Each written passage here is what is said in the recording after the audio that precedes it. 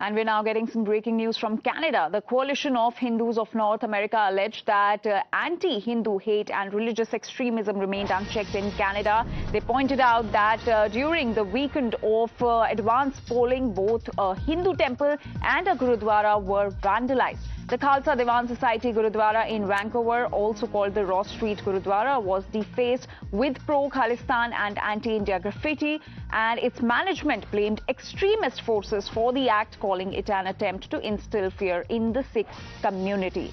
In fact, Vancouver police have confirmed that an investigation was underway, and shortly after, similar graffiti appeared at the Lakshmi Narayan Mandir in Surrey. Temple spokesperson Parshottam Goel suggested a possible link between the incidents, noting that the temple's role in promoting Hindu-Sikh unity. So that's the breaking news that's coming in from Canada, where a Gurudwara as well as a Hindu temple was vandalized. Firstly, Gurudwara was defaced, and then a Hindu temple was also vandalized.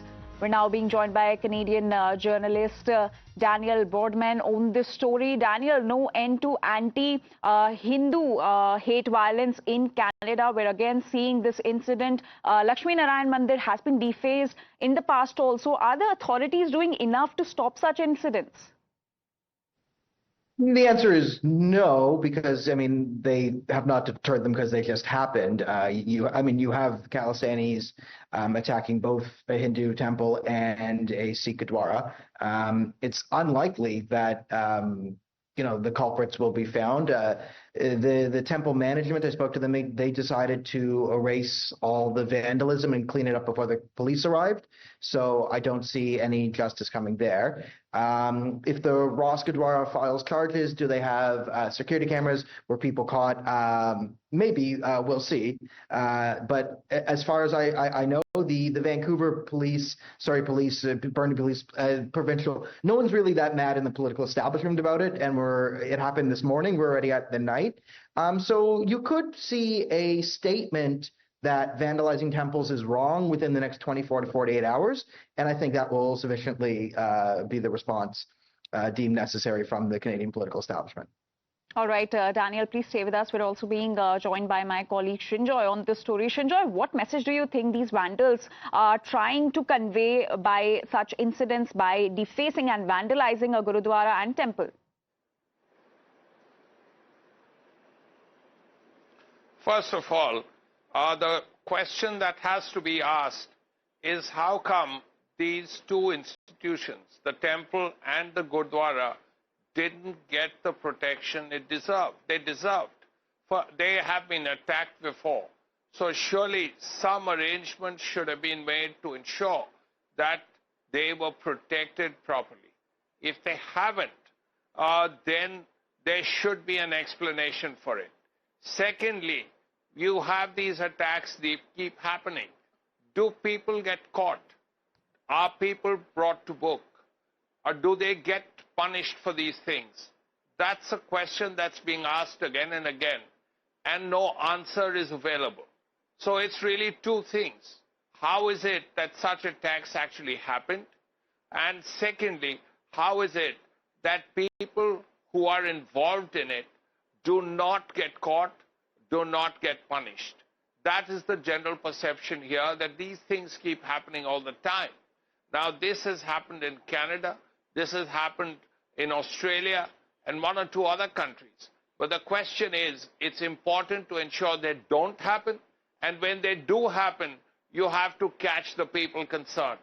The question is, why was it allowed to happen, and has anyone been arrested so far?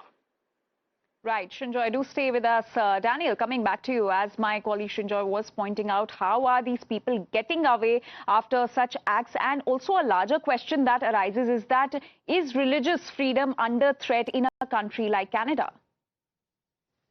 Yeah, certain religions are definitely under threat in Canada. There's been over 200 churches have been vandalized in the country in the last few years, and we're a Christian country. So, I mean, when we're talking about Hindu temples getting vandalized, this is vandalism. There's a Hindu and a Sikh temple vandalized on Easter weekend in Canada, a country where hundreds of churches have been attacked and burned, synagogues are firebombed and shot at, and now Khalistanis go after Manders and Gurdwaras.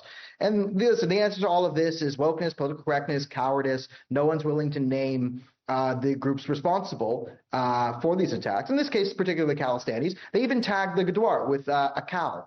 The Akal force, or someone claiming to be the Akal force, took responsibility for this.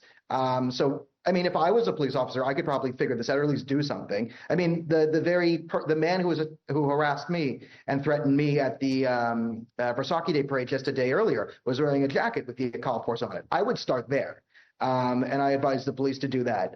Why aren't they doing it? The answer is because they're scared of intercommunity politics. Also, Canadians are very easy to lie to. You just have to say words and they will believe you because we're a high trust society. So, you know, getting the political infiltration into police, schools, politics, they have some sort of Khalistani sympathizer at all different levels. And there's a general wave of moral cowardice that has swept the Western world. And Canada has a bad case of it. And it has real world consequences for religious people, different minorities, people just trying to live their lives, right? Again, white Christians aren't a minority in Canada, but they're under attack and their temples are under attack. So it's complete social breakdown, and this is the manifestation of evil that happens in society that has adopted cowardice as a virtue. Daniel, you were mentioning about intercommunity politics. So is the government prioritizing politics over religious freedom? They're not even playing politics. It's just corruption, and you can call it politics, but like it's yeah, sure, politics, this and that, dealings. They're not even good at politics. Like the majority of Sikhs aren't. Like again, why is the Conservative Party pandering to these guys? They're all going to vote Liberal anyway, and you're driving away all the moderate Sikhs and Hindus by palling around with them. And not to slag them, but like every political party pals around with them, but. Can we at least admit, like, they've conquered the NDP? Jagmeet Singh is a Khalistani. They got pretty much half the Liberal cabinet at some point. Like, you're never going to be able to give, but we all do because everyone's just scared and no one understands us. And when someone yells, people want to avoid conflict, so we just kick this down the road. And now it's at the point where our temples and Gurdwaras aren't safe. And, you know, these fringe violent thugs who feel like, you know, they have the authority to represent the entire religion, you know, are conducting themselves in abominable ways. And they're the ones vandalizing Gurdwaras. Where Canada's a country where the only people who would ever vandalize a Sikh Gurdwara in Canada are Khalistanis. And that sums up the country. Right. Daniel, also the relation between India and Canada continues to be tense. How do you see such incidents happening time and again impacting the bilateral relations? Not well, but maybe in long term, if enough of the Canadian public wakes up and then gets rid of the Khalistani nonsense, then I could see the positive. I mean, India-Canada relations, the more, I mean, there's a chart of pretty strong correlation to Khalistani shenanigans and the decline of Canada-India relations. So again, so more Khalistani shenanigans, worse relations, less Khalistani shenanigans. That's better relations. So if someone can figure out that calculus in some way, then things are going to get great, right? If this is the wake-up call people need to say, hey, you know, Sikhs aren't Khalistanis. Look, they're vandalizing a Gurdwara. Maybe there's something else to this. Let's look at what they're actually saying and who is saying it. And then the second you look at Khalistan, it completely falls apart, and it's the most ridiculous thing you've ever heard. Is that going to happen after this event? Maybe, might take more. So in the short term, the answer is no. This isn't good for Canada-India relations in the short term. But if we ever figure this out, it would be good. All right, Daniel, do stay with us. We also have my colleague Srinjoy. Srinjoy, do you think this is a bid to silence the Hindu voices in Canada through such tactics?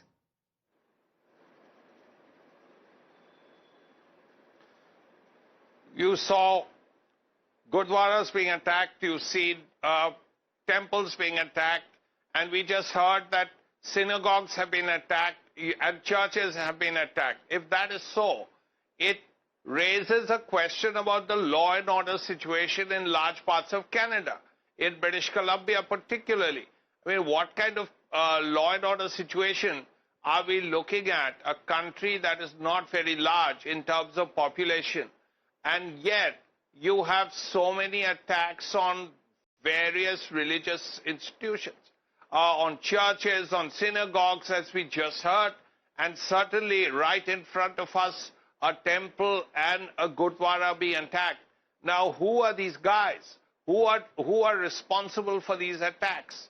Why aren't they being brought to justice? As you rightly said, that there have been attacks on the temple in the past. So if there have been attacks on the temples, has anyone been arrested? Has anyone been punished?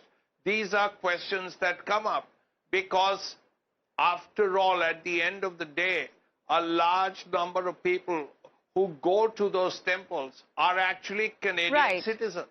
So are you protecting the fundamental rights of Canadians? Absolutely. Srinjoy and Daniel, thank you so much for joining us with all those details and for that context. Surely serious concerns rise over the law and order situation in Canada after such incidents are being reported time and again. Well, with that, we're now slipping into a very short break. We'll be right back.